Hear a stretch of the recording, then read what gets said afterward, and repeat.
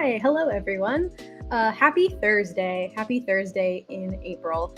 I was gonna come on here and be like, yay, happy spring. We're officially in spring. But then I checked the weather and it was a high of 81 today. So I hate that. Feels very strange. I was wearing a flannel earlier, but I was like, nope, it's already too warm. But that's okay. We'll make it through. The rest of the week is supposed to be back into like the 60s. So it's really not that big a deal. But yeah, I hope you all are doing well. I'm excited because I'm seeing a show this weekend. I haven't been in an audience in a while, for a while now. So I'm very excited to get back. Thanks to everyone who filled out my little poll about podcast related questions and whether I should start producing this in a podcast form in addition to the live aspect so that people can listen to things on the go. I'm slowly working on perhaps beginning to put the backlog of episodes into podcast form to release. But I'm the one editing and trying to figure it all out. So it may be a bit. But if you want to hear any announcements and stuff like that, go to the Instagram because that's where I'm going to update the most. But yeah, without further ado, let's go ahead and get started. So welcome to episode 26. My guest today is a 25-year-old actor, voiceover artist, and comedian from Minneapolis, Minnesota. He is currently working on his move out to California to continue pursuing his passion. He graduated from Columbia College, Chicago, with a BA in acting and a minor in voiceover. In his free time, he enjoys playing ultimate frisbee, watching a football game, or talking to himself in any random voice he's come up with. He also enjoys playing video games and studying how they are created and the voiceover work behind them. I've known my guest today for many years. He's very funny and is passionate in what he does. He's a fabulous actor, and I just know his talent has grown even more since good old theater camp back when we were 17. Without further ado, this is Gabe Cohn.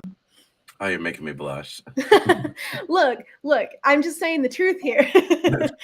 I appreciate it. You were talking we mentioned it before, but you said it's spring. It's not. It's winter still. It's snowing here. I know. It's snowing out there in Minnesota. It's not spring weather anywhere. It really isn't. It's just anything but spring. Some places winter, some places summer, but apparently spring just doesn't exist today. But exactly.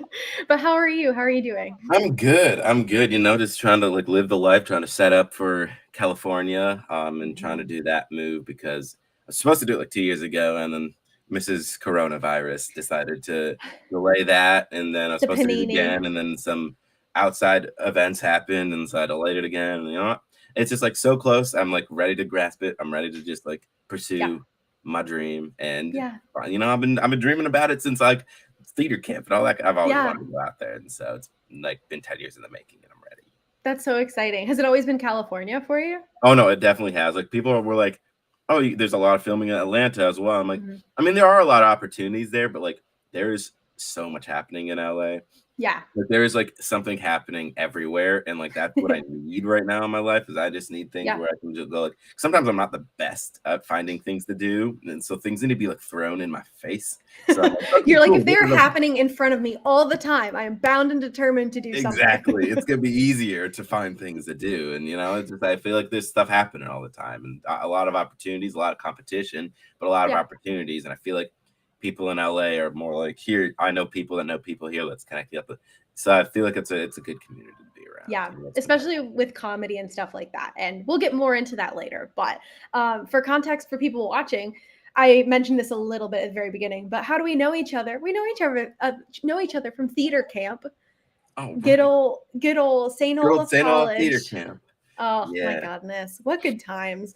I'm trying to think. Was my first year there your first year as well, or had you attended years previously? No. So me and Piper. Yeah. Piper had been there a year or two before me. I went going into freshman year of college, or not college, high school. Yeah.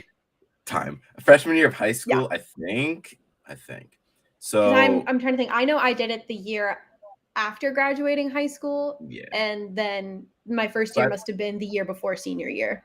Yeah, so I think I was doing it for 2 years before that, but No, like, and then I did like another counseling stuff. Like I was the counselor for Yeah. them for a couple years after. So I love them there. I love it there. They really like Yeah. helped me get into my own and be comfortable with myself, which is good to have like a Absolutely. community of people. So like, especially Misha at that and young of an Todd, age, I love them. I love Misha and Todd. They're great. they're And they really, fantastic. I can really thank them for being as confident I am in my abilities as I am. No, totally, totally. Thanks, Same Misha. here. Great No, people. literally, like Misha being like, okay, you, Lora, Piper, do this scene from Proof. I was like, Yeah. okay.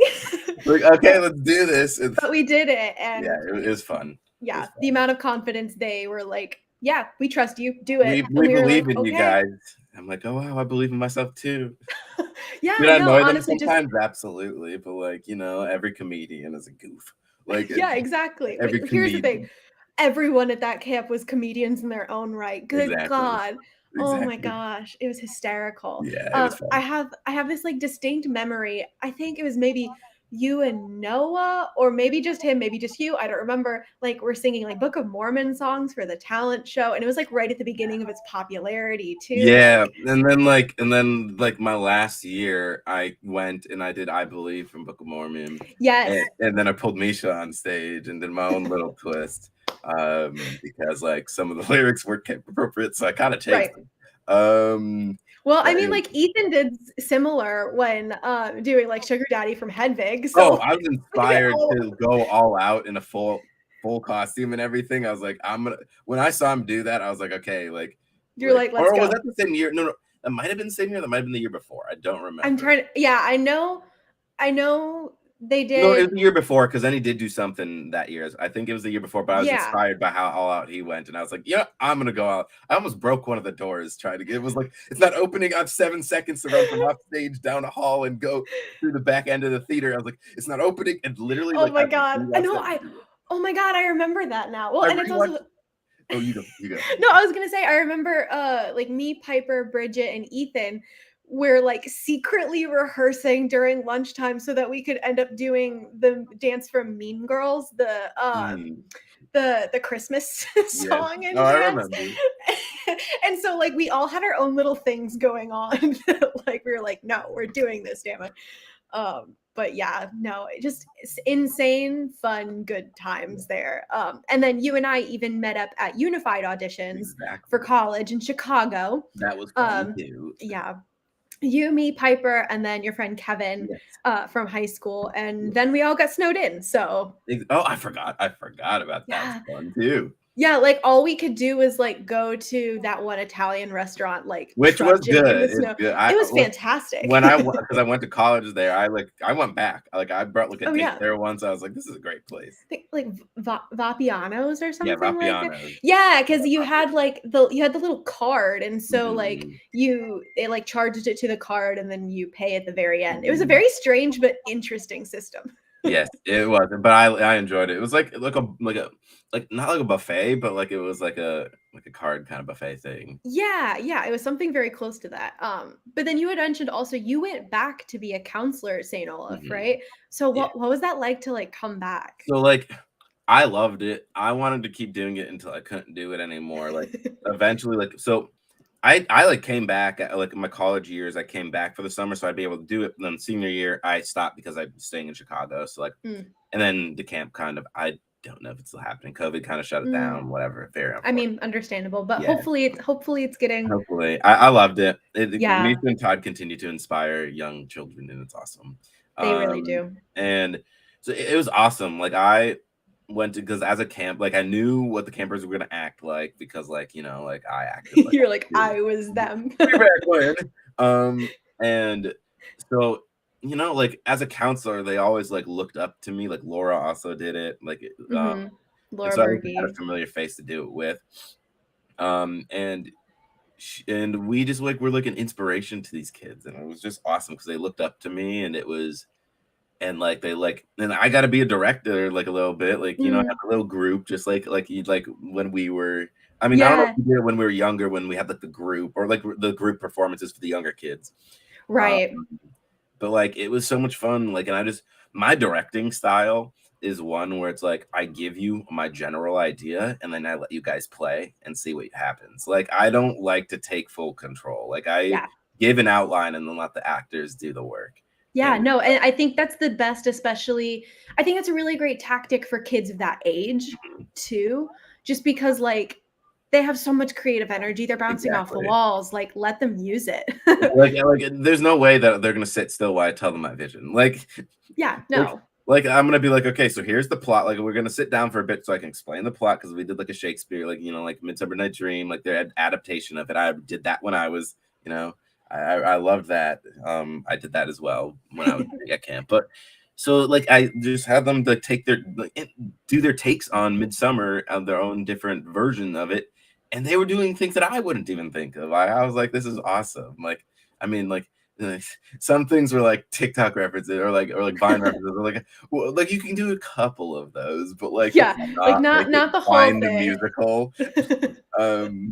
Let's not make it musically. But like like it was fun and it was just to see how kids looked up to me and how like I was doing a good job. It made me more confident in my leadership abilities and all. So like it was like Totally. it was two-way, like we both got stuff out of it and it was Yeah.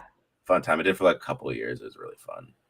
That's awesome. Yeah, no, I definitely love that because I did a summer of being a camp counselor at Interlochen. And like, granted, that was more on like the interpersonal level because Mhm. I wasn't there for like teaching the theater things, but it was like I was there to make sure they didn't like die in the cabin Mhm. kind of situation.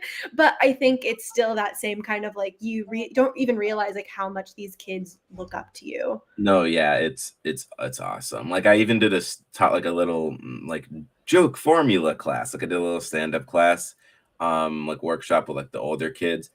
It didn't really work that well. They couldn't really focus. I try to do like some of my like not routines, but like some of my like in class when like their little like style whatever. I'm blanking on words. It is what it is. That's I okay. just try to That's pull stuff okay. from my stand-up class and like bring it on to St. Olaf in it. Like their little warm-up game didn't really work that well, but it's fun. Yeah. Well, like sometimes like things will fly over their head and you're like, I don't know, this is gonna land. And if it doesn't, oh well, we'll just keep going. It's just like a stand-up routine. Yep, pretty much, pretty much. And we got some Instagram questions, so I'm gonna start with those because they're actually kind of the main questions that I typically ask in this show anyway. Mhm. So it's a two-parter from Kevin. So the first one and my normal first question You is warned me. what made you want to get into acting? How did you first get started in theater? So, okay, and I don't remember the memories, but I do remember going to children's theater camp, like, when I was young, but I Mhm. feel like, when I was, like, 7, like, I got brainwashed and, like, I don't remember anything from before I was 7.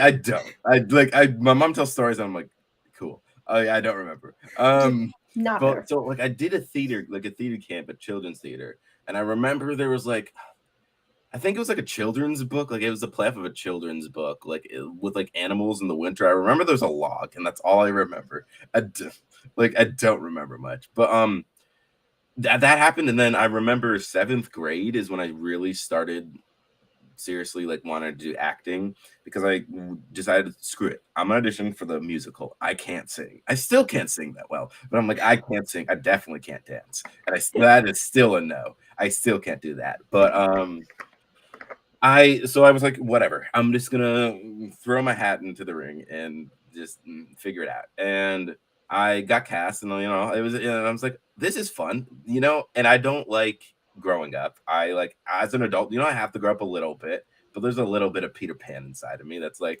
I don't want to grow up. So like acting for me is like kids dress up, like kid play, like Yeah. you literally like just like it's like dress up like adult dress up and it's so much Yeah. fun because like now I can get paid for it and now I can Yeah. make it a living and now like I can actually and like so like acting is like the way I can hold on to my childhood and like voiceover work and doing voices and doing animation work and stuff is how I can hold on to my childhood and so like that's why I'm doing this is because I'm like holding on to my childhood and I want to have fun with my life. Yeah, no, I think that's a perfect way of going about it and like thinking about it as well. And so sort of like the second like part two to this, I'll phrase it the way that I do because the title of the show, but what was like your overture or like light bulb moment of like, what am I going to do? Or as Kevin phrased it, what made you want to pursue it as a career? So it was just all for fun in middle school. You know, like as middle schoolers have no idea what they're talking, like no idea what they're gonna be like. I want to be a doctor, and then like they grow up and they're just like a 9 to 5 office worker. Like like you know, like they don't know what they want to do. Like they have their like mini dreams, but then you grow up a little bit, you mature a little bit, and you're like, actually, I want to do this. And so it was just all fun in middle school, and then high school it started getting like a little bit more serious, and then I became like the head of my theater department. I started getting directing, like student directed plays, so I started being a director a little bit. I started doing lights for shows and stuff. So I started like getting more knowledge about everything, and I was like, you know what? I like I kind of said it before, but it's like I want to hold on to my childhood, and this is how I'm going to do it. And also, I and like to each their own. Like some people like a 9 to 5 office job. I'm not gonna like harp on it, like you No. know, but that's not me. Like Right. that's not going to like I refuse. That's not gonna be my life. I don't want to do it. And so I was like, you know what? I'm just gonna pursue what I want to do in my dream, and I want to make an impact on people. And like people can make impacts as much as they want, but I want to make like a public impact. Like I want to try to like a show, like people always go back and reflect, and they're like they always think about it or think about what they saw, or watch a movie and think about what they saw, or like character work. They're like, wow, that person, you know, like I just want to be like thought about. Like I want my stuff to be like generally like people go back home and like reflect on like what they just my work and all that kind of stuff. And like it started a conversation or exactly. To me, like a 9 to 5 office job where I'm just like doing like paperwork and all that stuff, kind of stuff. It's like, I mean, to each their own, but like nobody's gonna go back and be like, I just stapled 5 pieces of paper today, and yeah. like, and I helped this one client. And like, I don't know, this is not for me. No, I totally get that. Was there any like particular like show that you worked on or any particular moment that you were like, oh, like I'm actually gonna do this? So I never got cast as the lead, and it kind of frustrated me a little bit. But then I started to realize the role I was always getting was like the comic relief. Oh, absolutely. And like the sub character that has like only like half the lines of the main character, maybe even a third of the line, maybe even like 20 lines compared to like the main character's like 200. Like so like they're not nearly as significant of a role. And then, like in high school, I was like, I'm competitive. I want to be the lead, but this person keeps getting the lead all the time. You know, classic high school. Yeah. And I'm like, you know what, whatever. Like I'll enjoy whatever I get. And I started getting like the comic relief roles. And there was this one role. His name was DePinna. It was for God, I don't remember the name of the play. It was about a family, like a kind of crazy big family, and I basically was the old grandpa making fireworks in the basement. Oh my And God. and the main character was like this bland father figure, and like so I was like, no, I'm gonna have more fun with my character than like this guy's having with all of his lines and all the like, you know what, like so it was a lot more fun. And I was like, I had like they dyed like my hair gray or whatever, like spray painted gray. I had my hello, this is my peanut voice, like you know, and that's why I started voiceover act. Like that was my first voice. I had my Louis Armstrong impression. I see trees of green. Like I did that for karaoke, my bar mitzvah and stuff like that. That's my first impression ever. But then like my first impression for like an actual role was the pinna. And I just talked in that old man voice the entire time. And I was just hunched over, blah, blah. Maybe that's why I have black back problems. I was just hunched over. But like, you know, and then I got like the biggest reaction at the end when people were bowing. It was me and this one other guy who's a year younger than me. He was supposed to be this Russian. And like this is a crazy Russian guy. It was the crazy firework making this crazy Russian guy. We got the biggest applause. I was like, you know what, there's something here. It's not like you don't have to be the lead in the spotlight to like have people like see you and appreciate you and all that kind of stuff. Yeah, totally. That's probably the role. Yeah, no, and I think that makes sense, especially for you as who's like also developing their like stand-up comedian skills and things like that. That makes perfect sense that you're like, oh, but like this thing, I like this. I like this. Maybe I am funny. Exactly. And now obviously you went to school for acting. Is the Chicago theater scene like? Because so often I associate it with like second stage comedy, but then on the flip side, there's like Broadway productions and Steppenwolf. So what are some things that maybe people don't really know about Chicago theater? So there are so many local, like so many like mini theaters in Chicago. Like it's crazy. Like it's almost like I wouldn't say New York level, but it's like really close. Like it's like Chicago might be the second biggest hub for like theater. Like Minnesota has some big theaters and has some good theaters too. Like they're known for stage and commercial work too, but like Chicago has so many just mini theaters that people have no idea about. And it's just like it's crazy. Like there's like a bunch, there's a lot. And Second City, like the reason why I went to Columbia is because Second City had a really close connection. I never did the comedy major because like don't want to harp on the comedy majors, but like like a lot of the comedy majors, not that they were like, you know, really, really funny, and like they weren't. Like they're just all like really trying to be funny, and it's like, you know, it has to come naturally. Like and like it was just a bunch of like, and it's also, you wanted to follow your own path. Exactly. Like I can still do stand up, I can still try to be funny, but I don't need to like focus solely on comedy. Like because I didn't want to do that, because some of my biggest inspiration, like Jonah Hill is my biggest inspiration, and it's because he can like do like be super funny, like absolutely hilarious in like 21 Jump Street or something like that, and then he can do like Moneyball in like a dramatic role and be nominated, like, and that's super cool. Like it's like I'm getting on a tangent. I'm not. No, that's okay. We can go. But I think some of like the best comedic actors, for example, like it always reminds me of like those comedic characters and those comedic moments where it's like it's dead serious. They're not trying to be funny. They're just in this insane moment where they're like, and they're not happy. They're not like doing well in this situation, but because of the circumstances, it's funny. Yes. And I think that's where like acting and theater skills really come to play. And the other thing about Chicago is that there's actually a lot of filming done in Chicago. Like, I was, so I went to Columbia College because I did a high school summer institute program there going into junior year of high school. So I had I did like 3 classes, stayed in the dorms, and then I had like 7 credit already there. So it helped a little bit. Take like 1 less class or whatever. But I was like hanging out in the dorms, and like they had the study room, and it has like just a window, like the wall looking out to the city is just a massive window. And I'm just like chilling there alone, like just doing my studying, my homework, whatever. I don't even remember what I was doing. But I look out, and all of a sudden there's like a military chopper just like hovering over the street, just looking like directly at me. I'm just like, what the hell? Like, what is this? What is happening? I'm gonna die. We're getting attacked by terrorists. Like and then the helicopter just like went over to like one of like the chase building. I was like, we're gonna die. Like this is an actual attack. Oh my god. And I was like, am I witnessing this and nobody else is freaking out? Like, what is, I felt like I was literally like living a dream. Like I was like, what is happening? And then I like run. I'm like, screw this. Cause then it comes back to me. I'm like, screw this.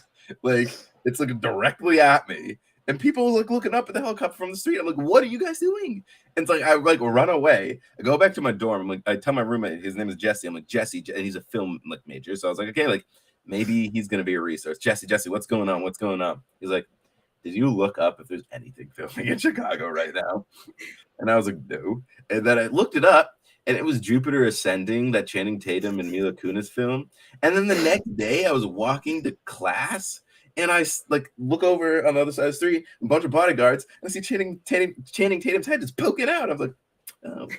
And you're like, well, there they are. Like, and then like my mom was walking home like 3 weeks later. My mom was walking home from like picking me up from like the whole course and everything, and there was just like this huge like gray buildings, like very post-apocalyptic kind of feel. She was like, what is this? So they were like, oh, it's for this movie Catbird. And she texted me, I'm like, what is Catbird? And I'm like, okay, like I'm searching Catbird, and I'm like, okay, so like they have like code names for movies, because they don't want to just be like, it's blah blah blah, and the moment everybody's like, oh my god, like, right. you search it on the internet, it comes up right away. So I don't see why there's like so it's for Divergent. Like it was, so Oh my gosh. I was like, oh my god, that's so cool. And like That makes I'm sense. like, and so like people were like hopping like on the L line, like that those like trains in Divergent, like they Yes. were like Yes. hopping. Like I was like, what is Oh this my madness? gosh. So That's like Chicago has a lot of film. crazy. Yeah, no, and it reminds me of like sometimes when you're walking down New York, you'll just see like the streets, you'll just see like something posted to like a street lamp or something where it says like don't park here, filming this day, such and such a thing. And half the time it is code names because you're like, I don't think that's what it's actually called. Mhm. But yeah, no, Chicago's popping in terms of like Yeah. both film and theater. And I think Oh, that that's really and cool. TV. And Yeah. TV. Like Yeah. I did some Chicago Fire, Chicago, yeah. like Yeah, I did some behind the scene work with not behind like background work with Chicago Med, and that was super cool. yeah, yeah. And then like the one of the producers, I think he was like a family friend of mine, and he invited me back to just like sit in like the director's chair and watch all the screens and like Oh, I love that. talk to like the script writer who's worked with like Spike Lee and George Clooney before, and like she was like, here, give me your number. I'm like, like 2 months ago, like every once in a while she'll accidentally text me because I think there's somebody in the crew named Gabe. She texted me like a month ago. I haven't heard from her in like a year. Texted me like a month ago. It was like, did you get the coffee for this morning? I was like, I You're think like, I you're don't think texting the this is wrong me. person. Hello, hope everything is well. Oh my gosh. Oh my gosh. And I know obviously we talk about you being a comedian and like really leaning into that, but you've done both like drama and comedy. Yes. I'm assuming you lean more towards comedy though, if you had to Well, choose.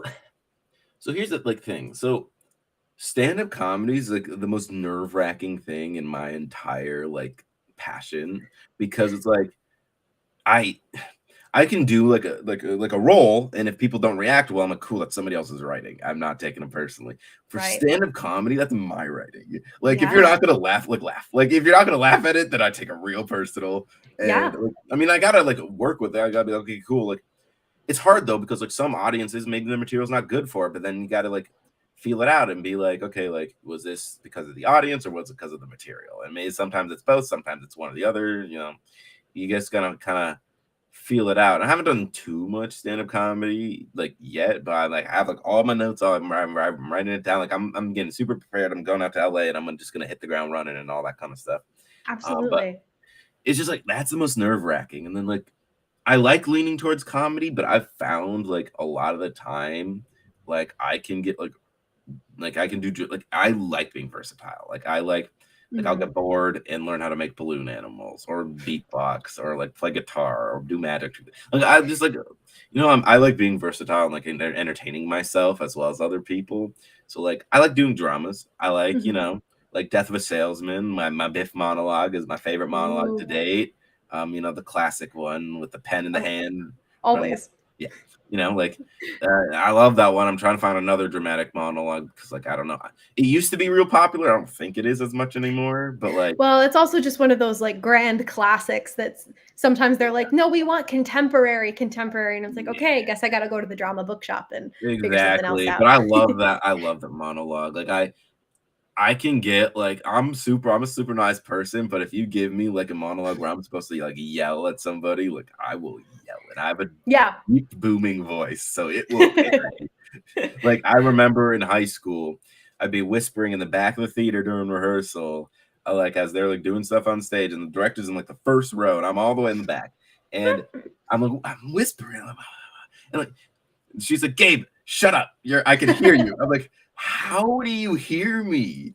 And she's like, you have a deep booming voice. I can hear it all the time. It carries, and I was like, I'm gonna do voiceover. Like Well, and I'm sure that's how I that realized that it. like that big voice is helpful for theater, but you've done a fair amount of like on camera training and things like that too. So I can imagine that that's really hard because they're always telling you like pull it back, pull it back, pull it Oh back. Jesus! Like literally, like my my first on camera. So my school did like this thing where they paired the acting students with like the filmmaking students, and the film major at Columbia is unreal. Like they have sets and like a big like Yeah. like a big like stage like what Hollywood would have, like a big Yeah. sound stage, and it's super cool. And like they have their whole set. It's cool. But anyways, it was like my first on camera like short film. It was like 3 minutes, and I was like being so dramatic, and I was making so many big facial expressions that like calm down. I'm like, oh yeah, this is like you're like right here on me, and Yeah. in stage like you could be like 50 feet away from me. So it's hard, but like also at the same time, it's like I I get bored really easily, so I don't like doing like the same things or Hmm. over and over and over again. I don't like feeling like I'm in a loop or like a cycle. So like I like doing like on camera once and then doing stage and then doing the Hmm. voiceover and then like you know Yeah. like people that like want to like and if they want to focus on just stage or whatever, like it's again, I'm not to judge somebody, but like Yeah, of I course. think it's helpful if you just like open yourself up to all the opportunities. What is the worst thing that can happen Well, and except there's for something more to be opportunities? yeah, and there's something to be said for like kind of like a cross training aspect where it's like if you're constantly switching between all these different mediums, then like you're going to get better at all of them because you Exactly. have to keep training your brain in a different way. Practice makes perfect. Exactly. Exactly. Yeah, but I just like And it. well, and talking about like practice makes perfect, but like what got you into voiceover work? Yes, so it was literally like so. Just going back to that one story about like my booming whispering voice, like she called me out about that, and then like all of a sudden, like my teachers would be like, "You should do like, have you ever thought about doing voiceover, like narrating, like you have a really calm, soothing voice, like you should do all that." I'm like, even like Misha said that, like it taught, like everybody started saying that, and all of a sudden college comes, like so I was like, you know what, maybe this is something. And Columbia at the time, I think Boston College then had it like a year later, whatever. But at the time, it was like one of like 3 colleges in the entire country that had a Mm, voiceover minor. So I was wow. like, I want to do this because I want to keep my options open. If I don't do the voiceover minor, I don't do it, but at least the options open and I want to try Right. it. And so I was like, so I went to college and like my science teacher, my math teacher, like who like barely knows me because you know, like I went to an art school. They Yeah. know that Gen we eds. don't care. Like and that we don't care about gen eds. Like they're cool. I loved some of them. Math, no. Yeah, But math's a toughie, but yeah, no. like I liked my my forensic science, all these other ones. I like enjoyed them, but like the teachers were very aware that we were here for our arts and like that kind of stuff. So we Right. were gonna focus more on that stuff, and like this was just a requirement. But like, so they didn't know us that much, but they would still whenever I spoke, like my teacher would be like, "Are you a voiceover minor? Because you definitely should be if you are." And I'm like, And you're like, well, if you keep telling me this, I guess I'm gonna have to. right, so it was just like all these people that barely knew me were like saying you should be a voiceover person. And I was like, if you can tell this, but like the first like 3 minutes of talking to me, like maybe there's something there. Like I was still wanting to do it, but it was like reassuring, like, hey, like this is definitely a good choice that you're making. Yeah. And like I just thought I was like, I love voiceover because like to me, like on film and stage stuff, I mean, there's makeup and stuff, so you can be whatever, like some like most well, sometimes or like CGI, whatever. But CGI is animation, actually. Never mind, but that. But like it's just like those have like you have a limitation. Like you have a look, and like you can't really change it to an extent. Like in an Mhm. extent you can, but not extremely. Like it can't be like play like a potato. Like Yeah, like type I is kind of gets thrown out the window. yeah, but like so like you have a type and like you have it's gonna be from your physical look and like all that kind of stuff as messed up as it is, whatever, they have a vision. And with voiceover, it's like I could be like I said, I could be a potato, or I could just then be like like a bunny rabbit. Like the thing is like even like people like, oh, you have a deep voice. You'd have to be play blah blah blah. No. Like you know how funny it is if like a fluffy small bunny rabbit had this voice coming out of it, like you know, there's like this like it's there's comedy in like the unexpected, and so Yeah. like you could I could be like a play piece of asparagus, or like I could play. There's so many voiceover is endless. Like you could be anything, and like it's so cool, and also like directors and like don't give you a lot when they give you like the voiceover role. Hmm. They give you like maybe like a 2 sentence description. They don't even give you what you look like sometimes. Like Wow. so like I didn't like sometimes I won't even know what my character looks like. I'll be like, oh, it's a 24-year-old. That's like really like they'll give you like the personality so you can find the voice for it. Like they're not just gonna be like it's a 25-year-old. I'm like, cool. Is it like a peppy 25-year-old? Is it like a punky 20? Like Yeah, you know, exactly.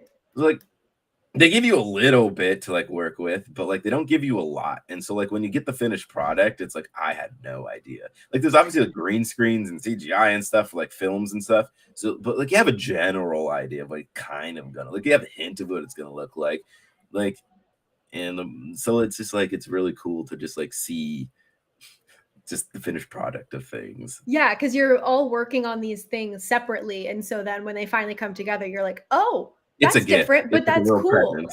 Yeah, yeah. And it really speaks to like the director because they're the one who can see all the elements, but you don't Mhm. necessarily get to, Exactly. which is really He's just like, interesting. I'm just here to read lines. Yep, pretty much. And I feel like like you were saying, Columbia is like was one of like the first that really had like voiceover training. And which is funny, despite the fact that like especially with like cartoons and video games, I feel like voice training would translate really well. And so I'm always like surprised. I'm like, why don't we cover voiceover more? Just because like in theater, you're constantly really working on voice training, be it like singing or acting in general, but then we just don't talk about it. Exactly. And like people just need to give animation like more credit. Like it's Yeah. so annoying that people are like animations for kids. No, it is not. I'm There's this like, movie called Bad Guys coming out. Like I hate to advertise it, but it looks funny and I want yeah. to see it. But Like, you also know, like there's like Futurama, there's exactly. Like Dexter, Family there's Guy. Like Family Guy, like it's Simpsons, like not just arguably, like like and it's like I'd see like all these articles coming out like really recently, being like Hollywood and all of them are like not like all the upper like big people are not giving the animation like credit and stuff, and yeah.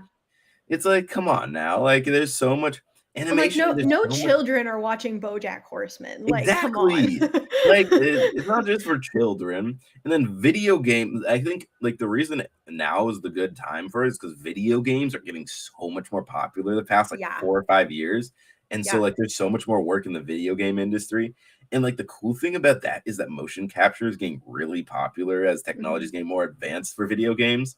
So like that's why like if I could be like granted, there's like two voiceover artists, Troy Baker and Nolan North, that literally voice like any voiceover person, like any video game character ever. Like you can name like a video game, I guarantee you they're the main character voice.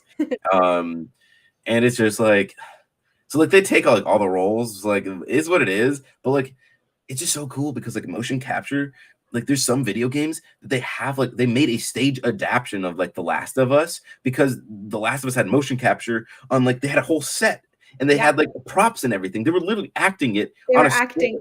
they were acting it and then it was getting translated into the video game and then they were doing voiceover work too. And then because they already were basically doing a stage adaptation of it to make the video game, they actually had a night where they did a stage adaptation of it. Like That's really they had the cool. voiceover actors do a stage adaptation of it with no motion capture on it. They had a theater and a live audience. It was like that's cool. And that's just That's like so cool. combining like motion capture with video games, with animation, with stage work. Like it's just so cool. Like I was like Yeah. watching like videos, like and there's just as technology gets more advanced with video games, things get more real with motion capture because they want to capture every little face or face movement to make it more realistic and everything. So the video game world is so cool. It really is. That's really exciting. So, I mean, I'll be on the lookout for all the like video game and cartoon work you'll be doing here in the Right. I future. wanna. That's the goal. Exactly. For those who maybe like aren't as familiar, what all is involved with like getting into voiceover work? Because obviously, in the theater and with film, you have reels. Yeah. I think it's much more technical than people would assume. I think. Oh no, it is. And I still don't really understand it. Well, so I understand I can like go on GarageBand. Like we were talking about this before we went Yes. live. But I can go on GarageBand and like I can like find royalty free like sound effects and music, like whatever, all that kind of stuff, like add on to my stuff. And I can like blend like the volumes and stuff because I did a demo class like but it was for radio. So it was like I mean I can pull some things from it, but it was also using like uh um app that like I just don't use. So like I got become a master at something that I didn't use after. But Yeah. like so but I could use some of it because all audio editing softwares are relatively kind of the same. Like with more and it's a lot of just like submitting reels yeah for like things like yeah demo like reels yeah specifically. like so but like people are like, oh, like do you only have like one reel or two reel? So like I have an animation reel, I have a video game reel. Yeah. I think I'm gonna combine them. But like I have one for that. I have one for like animation voiceover or whatever animation reel, a video game reel. Yeah. I'm in the process of making a narration reel. I didn't take a narration class in college because I just ran out of time. But so I don't really know. Like I'm looking at like websites of like agencies and stuff, and like looking at what their demo reels are like for narration, and being like, okay, so this is what the format's kind of like. And then Yeah. I'm gonna make. So I'm in the process of doing that one because I don't have that one. But then I have have a commercial reel. Like Yeah, it there's like can't all be the four. people. Some people clump voiceover all together, but like, no, you really have to have like a separate demo for each of these genres. Like I And had there's so many more than you think. I had a radio class. I had a commercial voiceover class. I had a video game class. I had an animation class. There was a narration class. I didn't. Like, there's so many. Yeah. Just like in like a film. Like there's like sci-fi and action and comedy and stuff like that. It's like we have those genres in voiceover too, but there's also all these different things in just voiceover. Like it's like yeah, this is crazy. There's like so many different things. Yeah, no, and I think it's something that people really don't ever realize. And steering into the like doing stand up side, what got you into doing stand up in particular? So, okay, I did a stand-up class freshman year. It was really fun. I really enjoyed it. I'd never done stand-up before in my life. I just was like, in casual conversations, people laugh at me a lot, so I think I could probably try to write something. It's so much harder to write something funny. It's so Yeah, much harder to perform something funny, even if it's not your work, because you need to think about timing and you need to actually plan timing.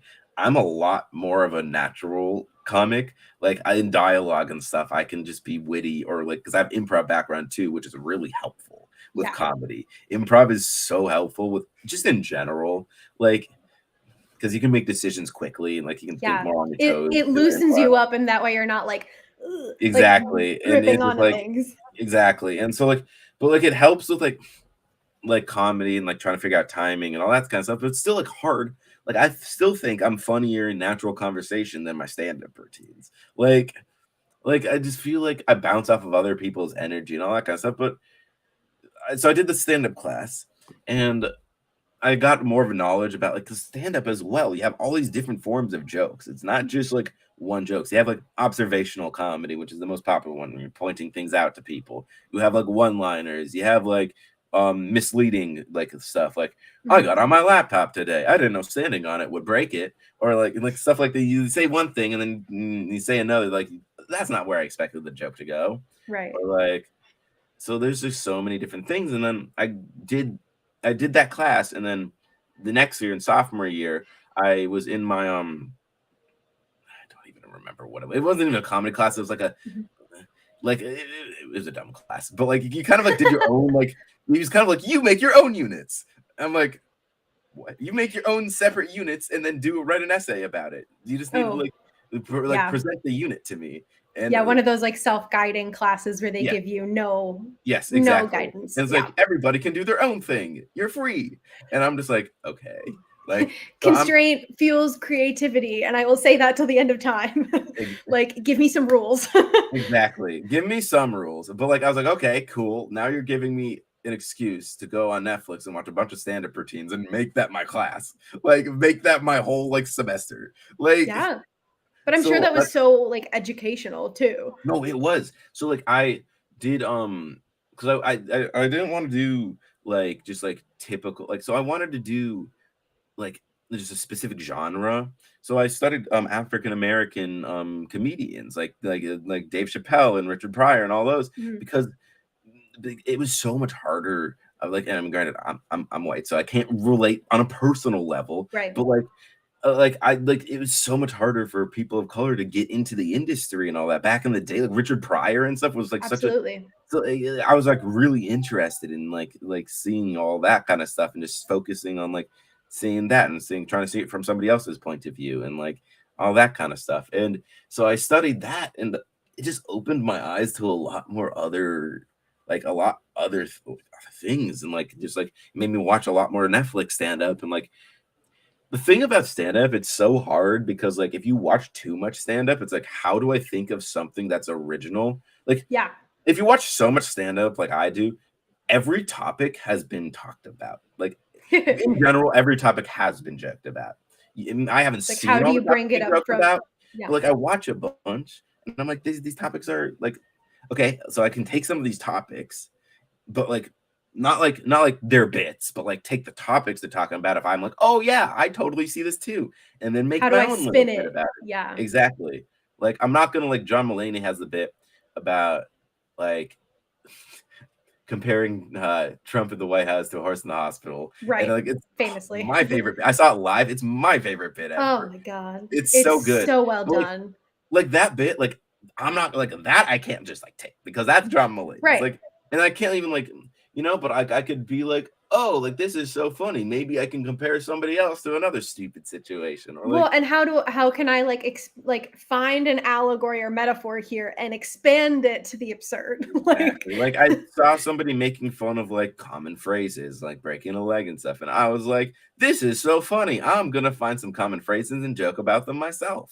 Or yeah. like somebody making fun of like Disney, and like I'm like, this is so funny. Like this one dude was like talking about like Beauty and the Beast and how creepy it is that like this woman falls in love with like a water buffalo, and like and it's just like, and I'm like, yeah, that's like bestiality. Like it's kind of weird, but like it's like Well, and the it whole made me think. Stockholm syndrome situation, It like, makes me think about like I'm gonna like ruin people's childhood, kind of like in like a fun way. Like I'm gonna like like I'm gonna like make fun of the Tooth Fairy, make fun of how stupid the concept. Sorry, children that are watching, Tooth Fairy's not real. well, and also Um, like it's ruining your own childhood, which is also really funny because talking about like doing comedy because it makes you feel like a kid again. yes, So it's so funny to see like the combination of those yeah. two things. Like I was just like, okay, cool. Like it is just like, yeah, it's like it gives my brain flow and stuff. Like and now I'm like I can talk about how creepy the Easter Bunny is. I mean that one's obvious because you see a bunch of kids sitting in the Easter Bunny's lap and they're crying. So like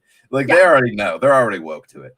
But like the Tooth Fairy, like how creepy that is that they're literally like selling a part of a child. Like it's a tooth, you put it in a pillow, like you put it under your pillow, and all of a sudden the next day it's gone and you have money there. Like that's like selling a part of a child. Like I feel like Yeah. that's definitely illegal. And then like I figured out like my mom kept my teeth. Like I was like, that's creepy. Yeah. I was like, Yeah, I when feel you just a come lot of parents across do. like that thing of teeth and Yes, you're I like, feel why does everyone do this?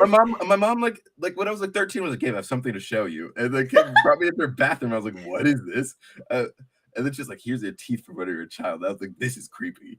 But I was like, I feel like other parents like do that. Like I feel like Absolutely, it's they not just do. my mom. Like It's it's like, that and like keeping like the hair from your first haircut kind of thing. yes, Like ever like all parents like have a little bit of that. yeah. But like you can go like from like a tooth, like talking about the tooth fairy, then talking about like my mom and I look weird. Like like so like I have like other jokes about my mom, like all these other kind of things. Some of them are dark, but I'm not gonna like it is what it is.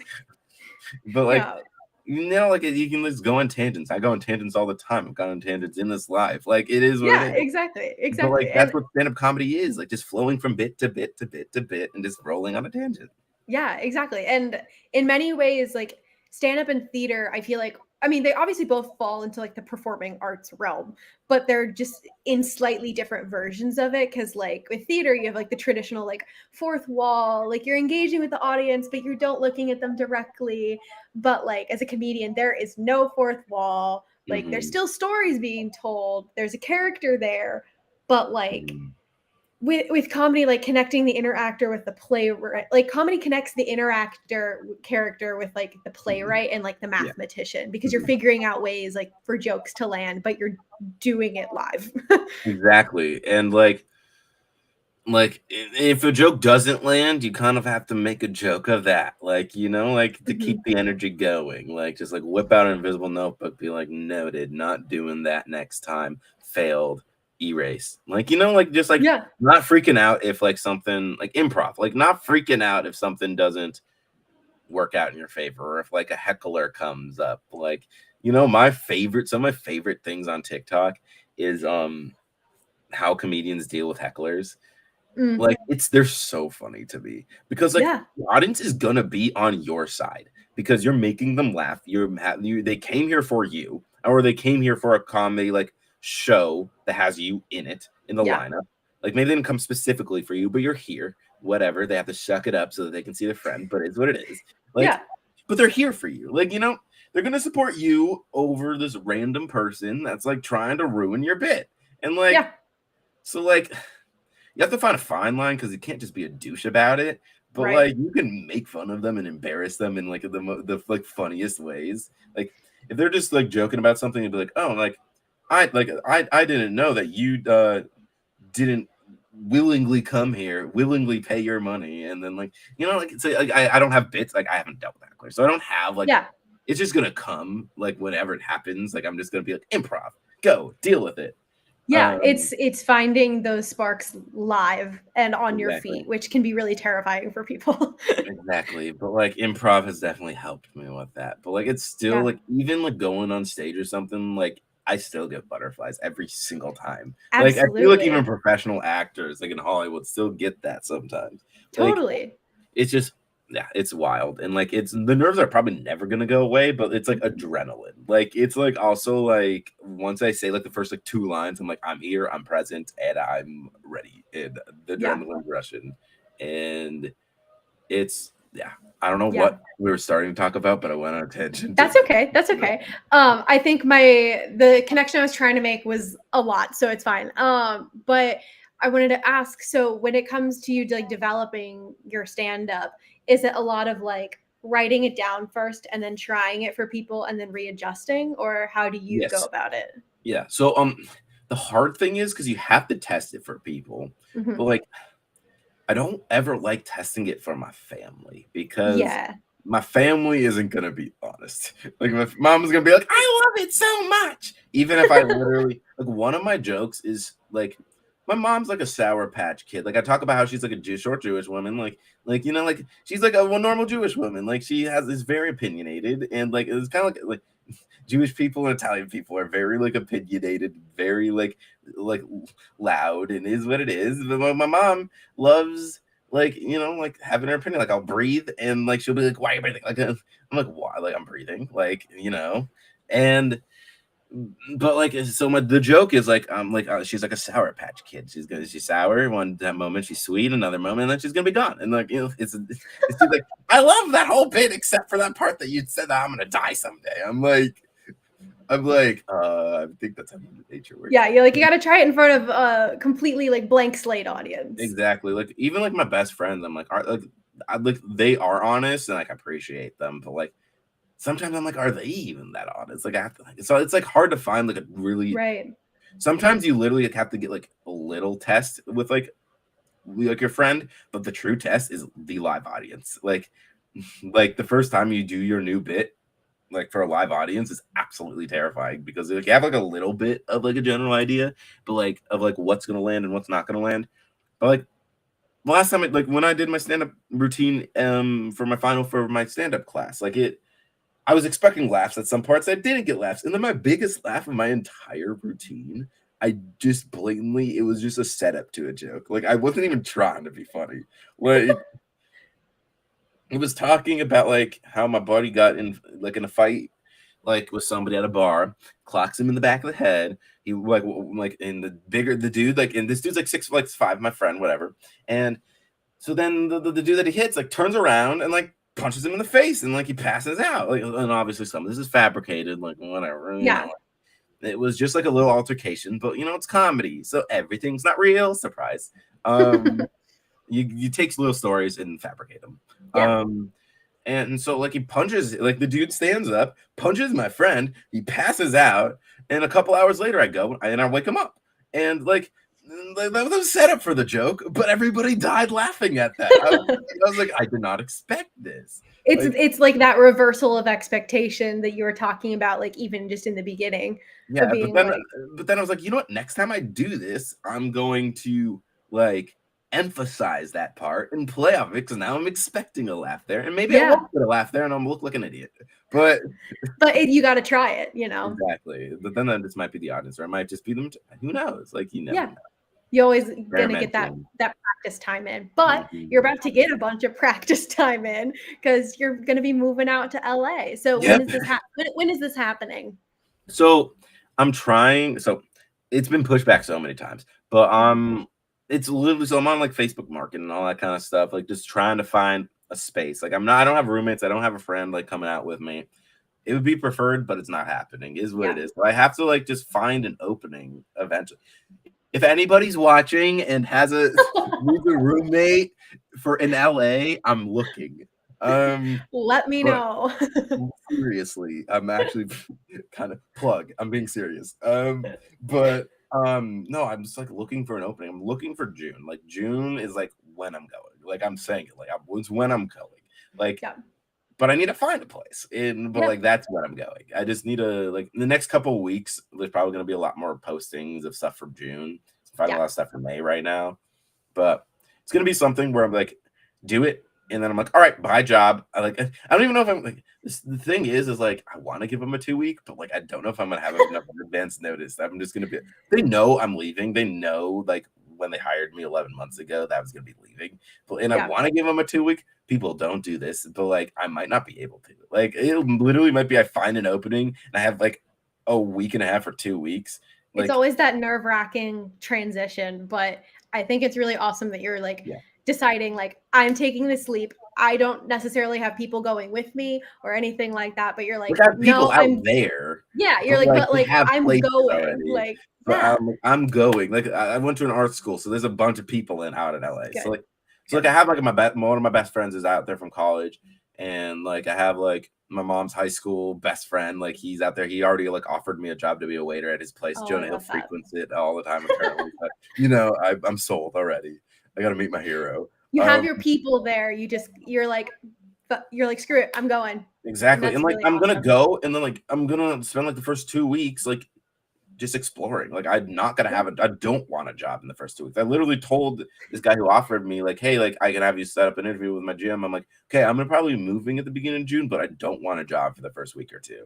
Like, Just so you can get an well, I idea, want the to lay of the explore, I want to land. settle in. Like it's a new Yeah. place. I've like, a week ago I was there for 3 days, just like feel out the neighborhoods and feel like what it would be living like in these neighborhoods and stuff. And like, but like I just want to settle in. Like I like is like if I like move and like 2 days later I'm working a nine like a job, like it's like how like I'm not really exploring. Like I want to Yeah. explore. I want to get like the feel, the vibe. I want to like finalize any acting stuff that I haven't done. Like Yeah. get on these Finish like unpacking. finish unpacking and like I don't know, send in auditions for a bunch of things and see whatever Yeah, hooks. Like classic actor exactly. thing for a couple Yep. weeks. Just focus on So that and then go to a job and yeah, then balance both of them somehow. exactly. It's a weird coming from experience, it's a weird, tough space to be in, but it's so rewarding when you're like, oh, I'm gonna just work on both of these things and see what happens. Yeah, because I've never so like during COVID, it's been really hard. Like I've only done voiceover work. I haven't done a stage thing in like 5 years. Like Ah, so, like I've been really put on hold because of COVID and everything. right. And my college wasn't the best for giving people opportunities. Like Mm. there were so many acting students and stuff that was almost like it was too much like the real world and it was too competitive and like there was so hard to There get was everything. yeah, there wasn't enough like I got one thing in like all 4 years and I had 2 lines. So it's like I didn't yeah, even. It's like I haven't had the. So I'm like a little rusty, but like I'm like slowly trying to get back into things, and yeah, so like just going out to LA and just sending it is like exactly just like what I need to do, and I'm just gonna like, get back into things like right when I'm there, like yeah. because I've just been focusing on saving money just so I can get out there because it's not cheap. No, of Um, course. Of and it's course. also focusing on myself and getting confident with myself. Like this whole year has been like really self-reflective and very helpful for me. So Oh, I've I'm as confident as I've ever been because I've struggled with self-confidence issues, but I'm as confident as I've ever been. I'm ready. I'm getting prepared. I'm I love super that. hyped to get out to LA. That's amazing. I love those vibes. I love that energy that we have going into the summer and your move and all that good stuff. We've reached the end of the episode, which is crazy. It goes by so quickly every time. Where can people find you on the internet and all that good stuff? Okay, so I'm not. So I'm just getting back on social media. I took a social media break As because, you should, yeah. self-reflecting, just kind of just being just to myself.